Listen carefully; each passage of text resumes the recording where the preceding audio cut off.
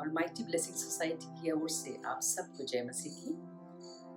जब परमेश्वर ने आज का दिन दिखाया है, हम सबों को जीवित रखा है, सही सलामत रखा है, अपनी उत्तम आशीषों से भरा है, तो क्यों ना हम सब उनकी आराधना करें, उनकी प्रशंसा करें, अपने विश्वासों को बढ़ाएं। आइए हम सबसे पहले आज देखेंगे बच्चों के द्वारा एक स्पेशल गीत, नन्हे मुन्ने बच्चों के द्वारा एक स्पेशल गीत सुनेंगे और अपने विश्वासों को बढ़ाएंगे। उसके बाद हम एक बहुत ही सुंदर गवाही को सुनेंगे, उससे अपने विश्वास को और बढ़ाएंगे। उसके बाद हम आराधना में चलेंगे। आइए हम सब अपने हृदय को तैयार कर लें। Praise the Lord. सबको प्रेज लॉर्ड। मैं यीशु मसीह के लिए एक गाना गाना चाहता हूँ और यीशु मसीह को इस गाने से अच्छा लगे, स्तुति आराधना ऊपर जाती है, आशीष लेकर नीचे आती है।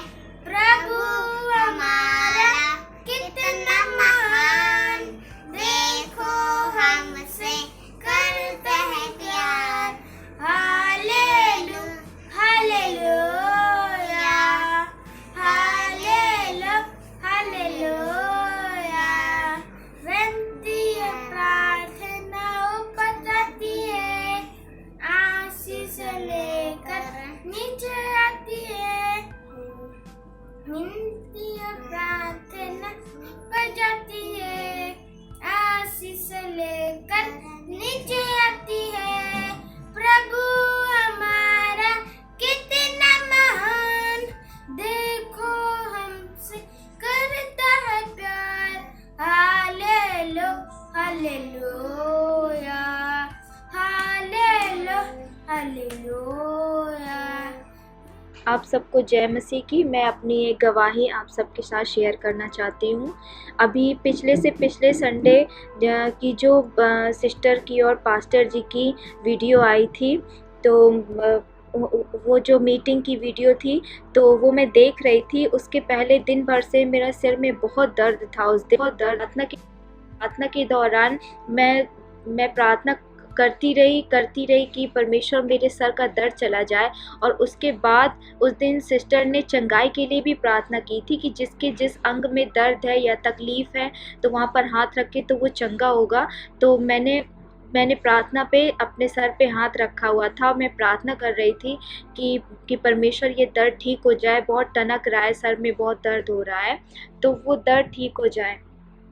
तो प्रार्थना के दौरान पूरी प्रार्थना जब मैंने सुनी, पूरी मीटिंग सुनी, तो मेरे सर का दर्द सुनते ही पूरी तरह से चला गया था। और सिस्टर की प्रार्थना भी मुझे बहुत असर करती है, मुझे बहुत असर किया और पूरी तरह से मैं ठीक हो गई, मेरे सर का दर्द चला गया। मैं सिस्टर का और परमेश्वर का बहुत बहुत धन्यवाद करती हूँ, उनकी पूरी फैमिली का बहुत बहुत सा धन्यवाद करती हूँ कि उन्होंने इस तरह से अद्भुत रूप से मुझे चंगाई दिया। सबको जय मसीह की। एक बार फिर से प्रभु का धन्यवाद करते हैं आज की पवित्र सुबह के लिए कि प्रभु ने हमें ये सुबह दी कि हम उसकी आराधना अपने घरों में एकत्रित होकर करने पाए। और जैसा कि खुदा कलाम इस बात को बताता है कि मेरे प्रियो, वे हाथ के बनाए हुए मंदिरों में नहीं रहता, लेकिन जहाँ 2 या 3 उसके नाम से एकत्रित होते, उनके बीच में वो हाजिर होता है। और आज की सुबह वो मेरे और आपके घरों में, मेरे और आपके बीच में हाजिर है। उस महान परमेश्वर का धन्यवाद करें, उसकी स्तुति करें, उसकी आराधना करें, क्योंकि वह आराधना के योग है, वो स्तुति के योग है। आइए कुछ गीतों को गाएंगे और प्रभु की महिमा करेंगे, प्रभु की स्तुति करेंगे। हालेलुया। क्या आप तैयार हैं प्रभु की महिमा करने के लिए? उस महान परमेश्वर का धन्यवाद करें, उसकी स्तुति करें। हालेलुया। यीशु का नाम सुखदाई, भजन करो भाई, ये जीवन 2 दिन का। यीशु का नाम सुखदाई, भजन करो भाई, ये जीवन 2 दिन का। ये जीवन है माटी का पुतला, ये जीवन है माटी का पुतला, पानी लगत घुल जाई, भजन करो भाई, ये जीवन 2 दिन का। ओ यीशु का नाम सुखदाई, भजन करो भाई, ये जीवन 2 दिन का।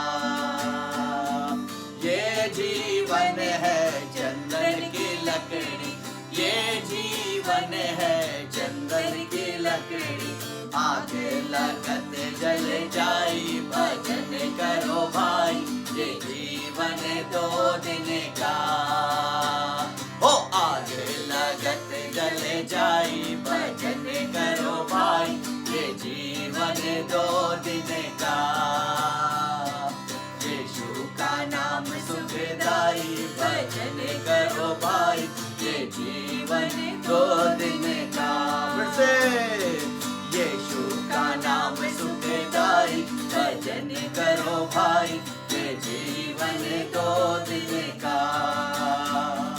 ये जीवन है नाश का तिनका, ये जीवन है नाश का तिनका।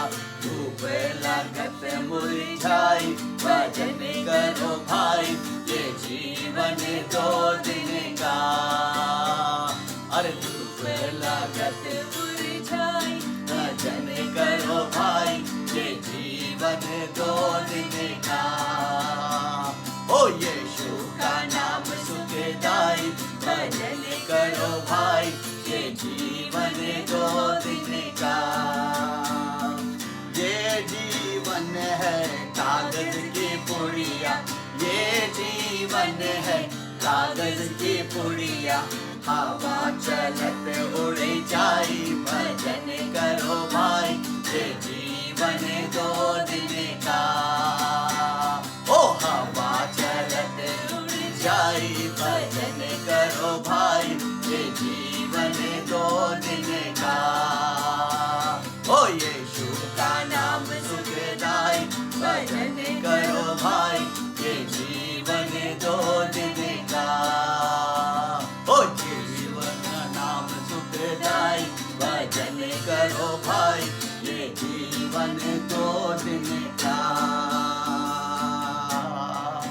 सच में हमारा जीवन आज 2 दिन का है। खुदा कलाम कहता है कि अगर आज हम जीवित हैं, जिंदा हैं, तो ये सिर्फ प्रभु का अनुग्रह है, ये यीशु का अनुग्रह है, उस परमेश्वर का अनुग्रह है जिसने हमें ये जीवन दिया है। और सच में आज इस जीवन में उस परमेश्वर का धन्यवाद करें, उसका धन्यवाद करें, उसकी स्तुति करें। उस परमेश्वर को हम कुछ नहीं दे सकते, एक ही चीज है जो हम उसे दे सकते हैं, धन्यवादिता रूपी बलिदान। धन्यवाद दे सकते हैं उसको। और आज जब हमारी आंखें बंद है, परमेश्वर का आत्मा हमारे बीच में है, उस परमेश्वर का धन्यवाद करें, उसका धन्यवाद करें, उसकी स्तुति करें। तन मन और धन उसे दो, अपने यीशु को सब कुछ दो, क्योंकि उसी के द्वारा उद्धार पाना है। इसी आत्मा का दान उसे दो, तन मन और धन उसे दो, अपने यीशु को सब कुछ दो, क्योंकि उसी के द्वारा उद्धार पाना है। जिसी आत्मा का दान उसे दो, तन मन और धन उसे दो। गाए मेरे साथ, क्योंकि उसी के द्वारा उद्धार पाना है। जिसी आत्मा का दान उसे दो।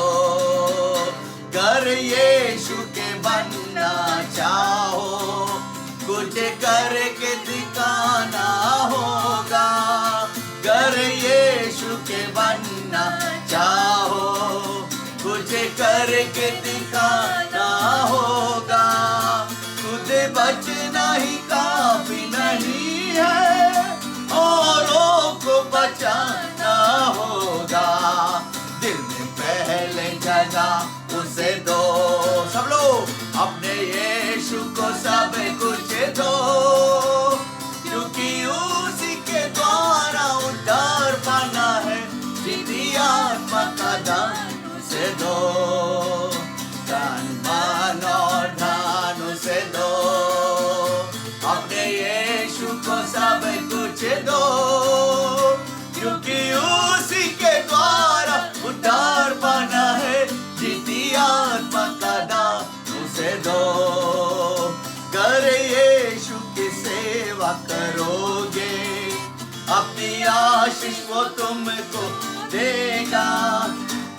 यीशु की सेवा करोगे, अपनी आशीष को तुमको देगा। और पापी की सेवा करोगे, हर किसी नहीं माफ करेगा। उसके लाहू से दिल धो लो, अपने यीशु को सब कुछ दो, क्योंकि उसी के द्वारा उद्धार पाना है। जीती आत्मा का दान उसे दो, धन मान और धन उसे दो, अपने यीशु को सब कुछ दो, क्योंकि उसी के द्वारा उद्धार पाना है। जीती आत्मा का दान उसे दो, जीती आत्मा का दान उसे दो, जीती आत्मा का दान उसे दो। हालेलुया। रबा शंदर रबा, ओरी खराबा शंदर रबा, स्तुति हो यीशु तेरी, तू है महान। ओ रबा न रबा, ओ धन्यवाद। जब हमारी आंखें बंद है, परमेश्वर का आत्मा जो हमारे बीच में है, उसका धन्यवाद करें, उसका धन्यवाद करें, उस महान परमेश्वर का धन्यवाद करें।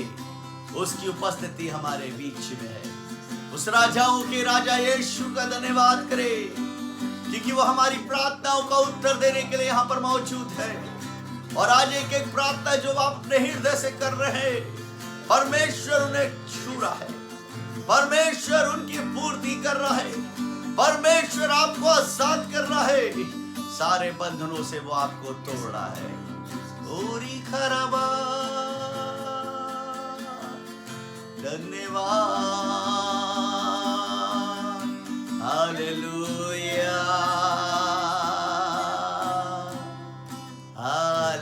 हालेलुया।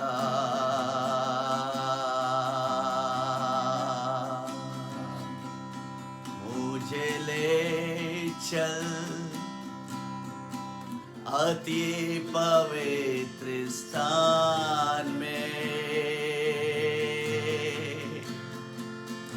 बरे के लहू के द्वारा। मुझे ले चल अति पवित्र स्थान में, बरे के लहू के द्वारा। अग्नि से छू मेरे होठ मैं यहाँ, अग्नि से छू मेरे होठ मैं यहाँ, अग्नि से छू मेरे होठ मैं यहाँ। पिता परमेश्वर, एक बार फिर से धन्यवाद देते हैं प्रभु। और इससे पहले प्रभु कि हम तेरे वचन की तरफ जाएं पिता, हमारे खुदावन हृदय से बात कर प्रभु, हमारे कानों को खोल पिता, ना सिर्फ सुनने वाले बल्कि खुदावन तेरे वचन को अपने जीवन के अंदर ग्रहण करने वाले बने पिता। और प्रभु जब हम तेरे वचन को अपने जीवन में ग्रहण करते तो बंधन टूटते हैं पिता, अंधकार की शक्तियां हमें छोड़कर जाती हैं पिता परमेश्वर। और आज उस जीवित कलाम को पिता ना सिर्फ सुनने वाले बस उसको ग्रहण करने वाले बने पिता, खुदा उसको ग्रहण करने वाले बने पिता। एक एक जीवन को प्रभु जो आज यहाँ पर मौजूद है पिता, तेरी आराधना तेरी स्तुति कर रहे पिता, अपने हाथों को उठाकर तेरी महिमा कर रहे, उन्हें छू पिता। अगर कोई रोगी है पिता, आज और इसी घड़ी वो चंगे होने पाए पिता, उनके बंधन टूटने पाए पिता। और प्रभु मैं प्रार्थना करता हूँ कि तेरे लोग सदा तुझ में आनंदित रहने पाए पिता। आज जब तेरी बेटी बोलती पिता, वो नहीं तेरा आत्मा बात करने पाए, सब बातों पिता आपको महिमा मिले, यीशु के नाम मांगते हैं, आमीन आमीन आमीन। Praise the Lord. आइए परमेश्वर के वचन में चलते हैं और सबसे पहले परमेश्वर का धन्यवाद करेंगे कि उसने हमें एक और मौका दिया कि हम उसके वचन में से कुछ सीख सके। तो आइए अपनी बाइबल में निकाल लें व्यवस्था विवरण 8 का 18, आपकी स्क्रीन पर भी ये वचन आ चुका होगा, आप उधर भी देख सकते हैं। परंतु तो अपने परमेश्वर यहोवा को स्मरण रखना, क्योंकि वही है जो तुझे संपत्ति प्राप्त करने की सामर्थ्य इसलिए देता है कि जो वाचा उसने तेरे पूर्वजों से शपथ खाकर बांधी थी उसको पूरा करे, जैसा आज प्रकट है। Praise the Lord. यहाँ बहुत बड़ी बात लिखी है कि परमेश्वर ने एक वचन बांधा था हमारे पूर्वजों से कि हम समृद्ध होंगे, कि हम वो संपत्ति को प्राप्त करेंगे जो हमारे लिए परमेश्वर ने रखी थी। आज एक सवाल उठता है और मैं ये सवाल आप सबके सामने भी रखना चाहती हूँ। क्या परमेश्वर हमें अनुमति देता है कि हम आर्थिक तौर से फलवंत हों? Does God allow us to be prosperous in everything we do?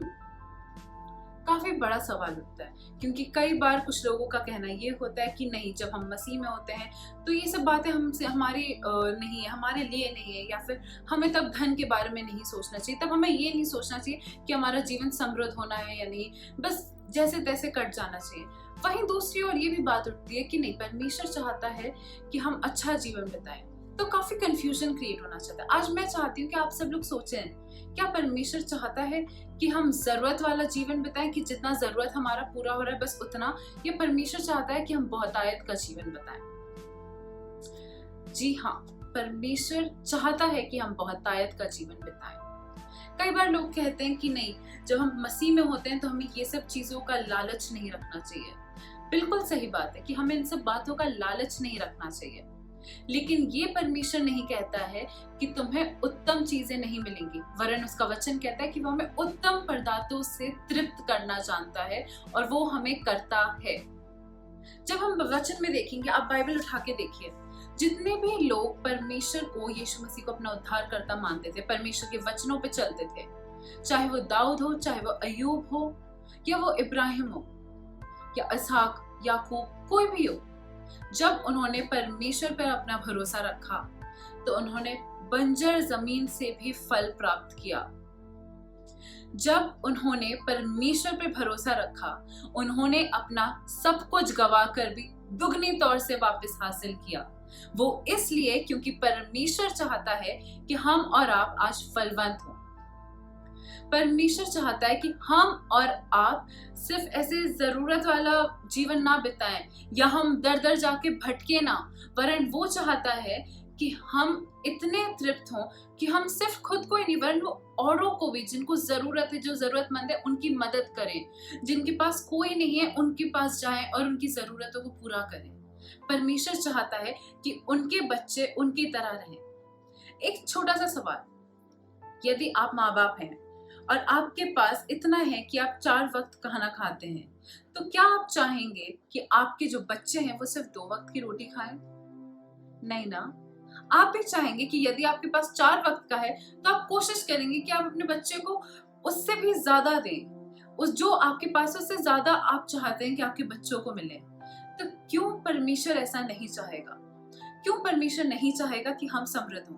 क्यों परमेश्वर नहीं चाहेगा कि हम भी फलवंत हों, हम भी कुछ अच्छा करें जब हम इस संसार में आए हैं? क्यों हम दूसरों से भीख मांगे? परमेश्वर कैसा चाहेगा? नहीं। परमेश्वर चाहता है कि हम अपने जीवन में उत्तम पदार्थों को हासिल करें जो उसने हमारे लिए उपलब्ध कराएं, क्योंकि सब कुछ उसी का ही तो है, सब उसी ने ही तो बनाया है। दूसरा सवाल ये उठता है, क्या जो पैसा होता है, जो हमारी जो समृद्धि होती है, क्या वो हमारे आत्मिक जीवन को विनाश करती है? ये थोड़ा कठिन सवाल है और इसका जवाब बस इतना है, यदि हम अपना ध्यान, अपना फोकस परमेश्वर पे रखेंगे तो संसार की चाहे जितनी भी खूबसूरत चीज हमें आकर्षित क्यों ना कर ले, हमारा आत्मिक जीवन खराब नहीं होगा, क्योंकि हमने अपना फोकस परमेश्वर पे रखा है, ना कि उन संसारिक चीजों पे। आप सबको एक बात बताना चाहती हूँ, परमेश्वर ने ये जो हमें धन दौलत दी है वो इसलिए नहीं दी कि हम उसकी सेवा टहल करें, वरन हमें इसलिए मिला है ताकि वे हमारी सेवा टहल कर सके, ताकि वे वैसा करे जैसा हम चाहते हैं, ना कि हम वैसा करें जैसा वो धन हमसे करवाना चाहता है। क्योंकि हमारा मालिक सिर्फ एक है और वो है हमारा परमेश्वर। हमारा मालिक जब ये धन और ये संसार की चीजें, बाकी सब जितनी भी ये सब संसारिक बातें हैं, जब हमारा मालिक वो बन जाती हैं, तब हमारा पतन शुरू हो जाता है।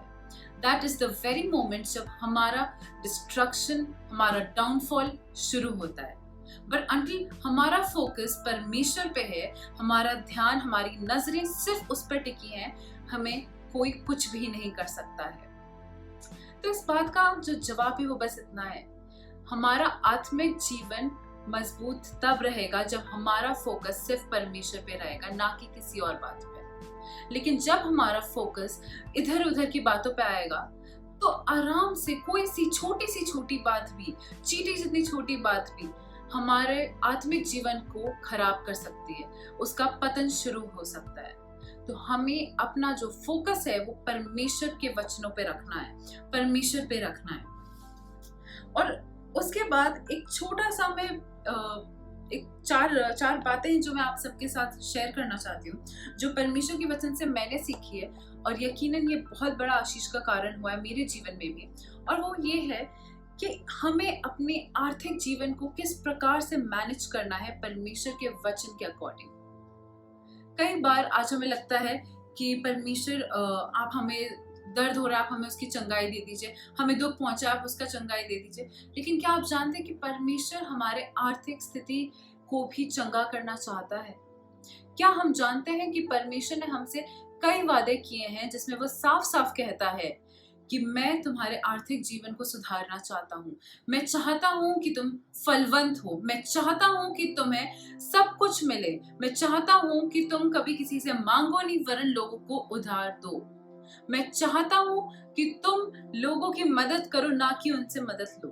परमेश्वर का वचन कई बार, इनफैक्ट जब यीशु मसीह भी इस संसार में आया था, उसने आधे से ज्यादा दृष्टांतों में हमसे पैसों के बारे में बातचीत की है।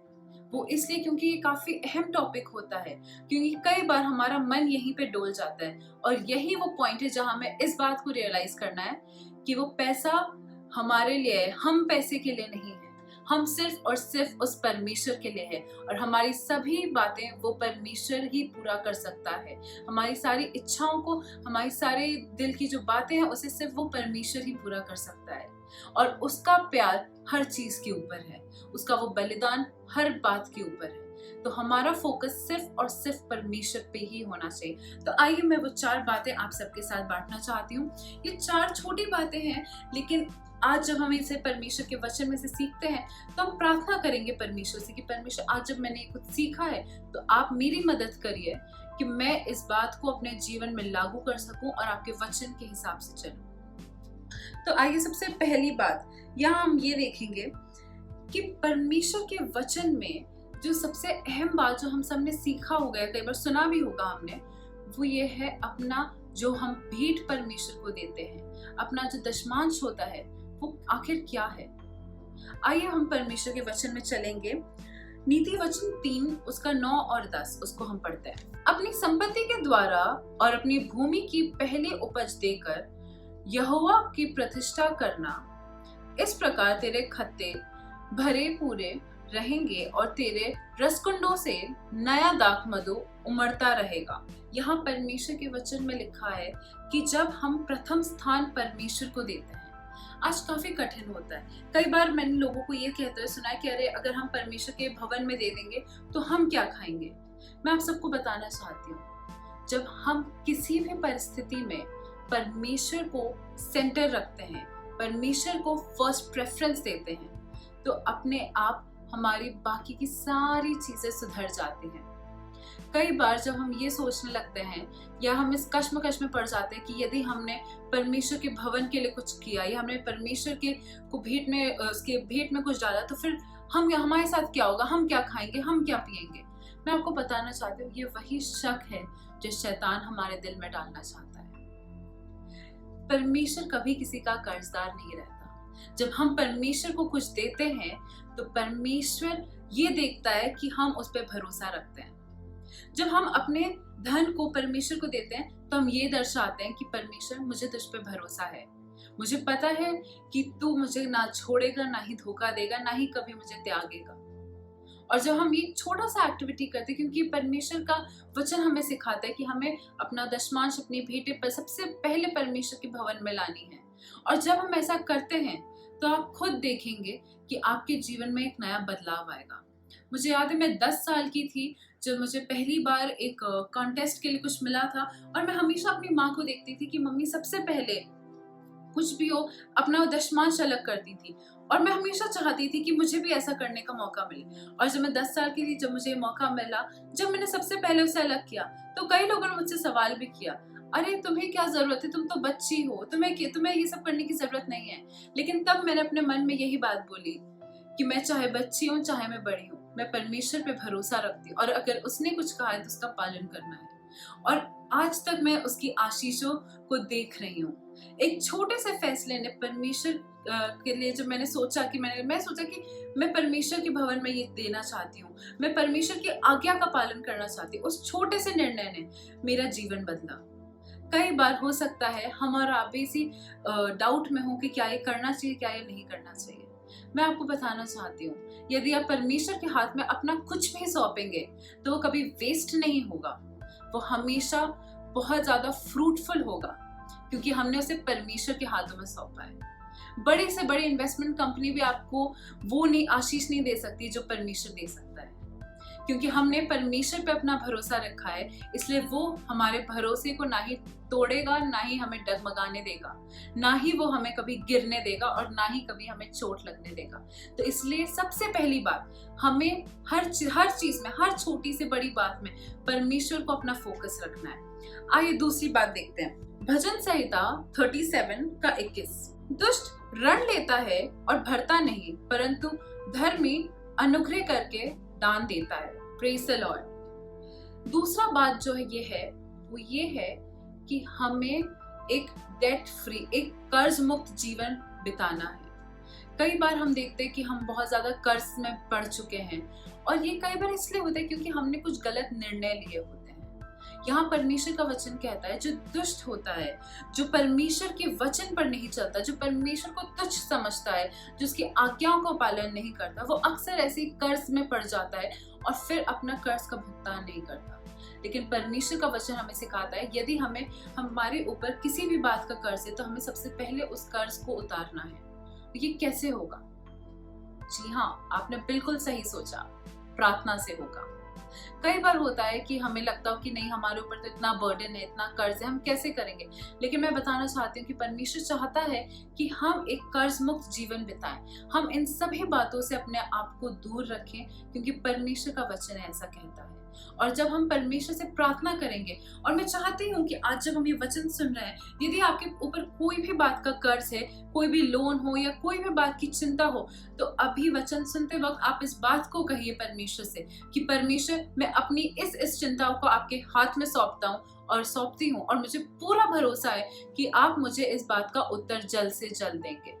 और जब आप ऐसी प्रार्थना करेंगे, मैं आपको बता रही हूँ, आपके प्रार्थना करते ही आपको रिजल्ट्स मिलने लगेंगे, क्योंकि मेरा परमेश्वर वो हमें परेशान नहीं देख सकता, वो हमें वेट ज्यादा नहीं कराता, वो हमें परेशान नहीं करता है। वो ये नहीं चाहता है कि हम दुखी रहे, हम रोते रहे, हम कर्ज में डूब जाए।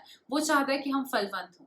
इसीलिए आज जब हम ये वचन सुन रहे हैं, आप अपने मन में इस प्रार्थना को करिए, बोलिए, परमेश्वर मेरे हर कर्ज को अब आप दूर करिए, और आप देखेंगे किस तरह से आपके जीवन में चमत्कार हो रहे हैं, किस तरह से आपकी सारी परेशानियां आपके ऊपर से टल रही हैं। आइए तीसरी बात पे चलते हैं, और वो ये है, कुछ भी निर्णय लेने से पहले उसके लिए प्रार्थना और प्लानिंग दोनों करिए। प्रार्थना करिए और सोचिए, विचारिए, और उस विचार को परमेश्वर के हाथों में दीजिए। आइए हम परमेश्वर के वचन में देखेंगे, लूका 14:28, तुम में से कौन है कि गढ़ बनाना चाहते हो और पहले बैठकर खर्च ना जोड़े कि पूरा करने की बिसात मेरे पास है कि नहीं। परमेश्वर का वचन, मैं सच बताऊं, मुझे कई बड़े बड़े कोर्सेज से ज्यादा मैंने परमेश्वर के वचन में से सीखा है कि मुझे कैसे अपने फाइनेंसेस को मैनेज करना है, मुझे कैसे अपनी पर्सनल लाइफ को मैनेज करना है, मुझे कैसे अपने स्पिरिचुअल लाइफ को मैनेज करना है। और यहाँ पे जो हम देखते हैं, तो परमेश्वर का वचन हमसे कहता है कि कोई भी निर्णय लेने से पहले उसके बारे में सोचें, विचारें और प्रार्थना जरूर करें। आप अपने विचार को, उस जो भी आपने प्लानिंग की है उसे परमेश्वर के आगे ले जाओ, उससे बोलें कि परमेश्वर आप प्लीज मेरी इस प्रार्थनाओं को सुनिए, आप मेरे इस प्लानिंग को देखिए, और फिर आप देखेंगे परमेश्वर आपको किस प्रकार से सही तरह से गाइड करता है। तो हमें क्या करना है? सबसे पहले हमें परमेश्वर के भवन में परमेश्वर को फर्स्ट प्रेफरेंस देना है। उसको सबसे पहले हमें अपना जो भी है, हमारा दशमांश, जो भी हम भेंट देते हैं, हमें सबसे पहले परमेश्वर को प्रथम स्थान देना है। उसके बाद हमें एक कर्ज मुक्त जीवन बिताना है। तीसरा है कि हमें कुछ भी करने से पहले, कोई भी निर्णय लेने से पहले उसके बारे में विचार करके उसे प्रार्थना में लेना है और बोलना है परमेश्वर से कि परमेश्वर, जब मैं ये विचार भी कर रहा हूँ तो आप मेरी मदद करिए, आप मुझे बताइए कि मुझे कैसे प्लानिंग करनी चाहिए। और चौथी बात है कि हमें किस प्रकार से सेविंग्स करनी चाहिए, किस प्रकार से हमें बचत करना चाहिए। आइए हम ये भी परमेश्वर के ही वचन से सीखेंगे। हम अपनी बाइबल में निकालेंगे नीति वचन 21 का 20 कोई पढ़े। बुद्धिमान के घर में उत्तम धन और तेल पाए जाते हैं, परंतु मूर्ख उनको उड़ा डालता है। Praise the Lord. यहाँ हमने देखा परमेश्वर के वचन में कि परमेश्वर का वचन हमें सेविंग्स के लिए भी कह रहा है। आप एक तरह से देखेंगे तो आप ये भी रियलाइज करेंगे कि परमेश्वर का वचन हमें हमारे जीवन की हर परिस्थिति के बारे में कुछ ना कुछ तो जरूर सिखाता है, और जो सिखाता है बहुत ही गहरा सिखाता है। तो यहाँ पे जब हमने ये देखा कि परमेश्वर कहता है जो बुद्धिमान होता है वो बचत करता है, वो उड़ा नहीं डालता, उसके ऐसा नहीं करता कि उसके हाथ में कुछ और उसने सब उड़ा दिया, वो ऐसा नहीं करता।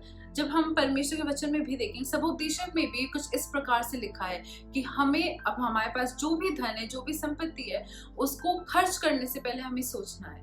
परमेश्वर का वचन हमें बुद्धि की बातें सिखाता है और इसीलिए हमें ये बुद्धि की बातों पे चलना है।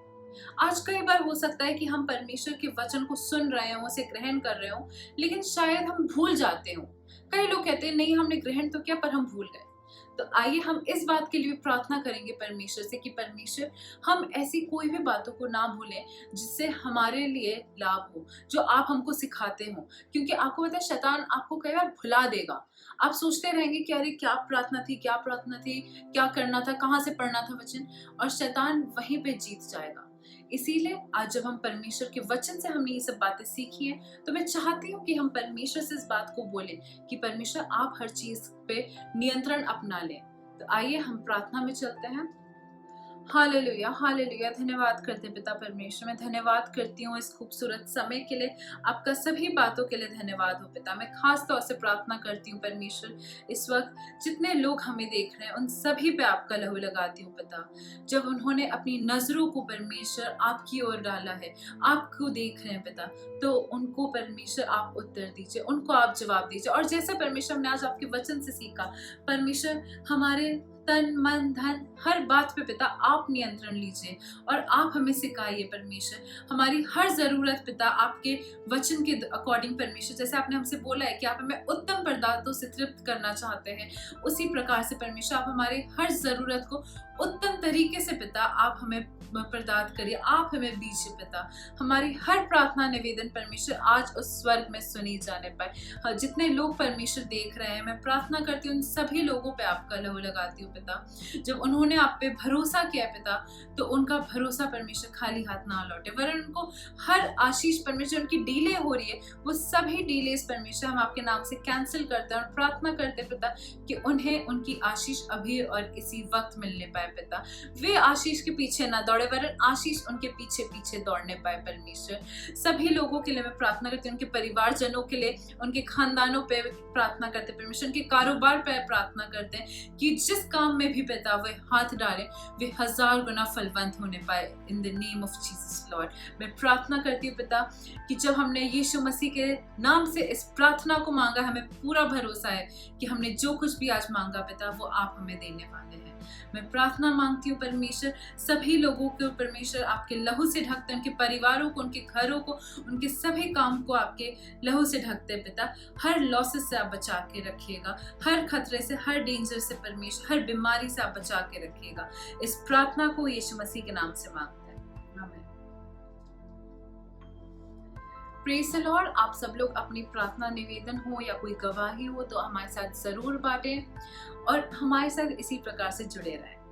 आप सब लोग सुरक्षित रहें, अपना ख्याल रखें और परमेश्वर से प्रार्थना करते रहें हर निर्णय को लेने से पहले। Praise the Lord.